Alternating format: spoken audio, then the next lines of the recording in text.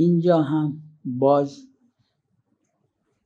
تأکید میکنم از حالا هر کسی در هر جای دنیا هست برای بهتر برپا شدن اربعین، پرشکوهتر، پرجمعیتتر، از حالا هر کسی در حد توانش همت کنه برای اربعین امسال. دنیا آمادگی داره.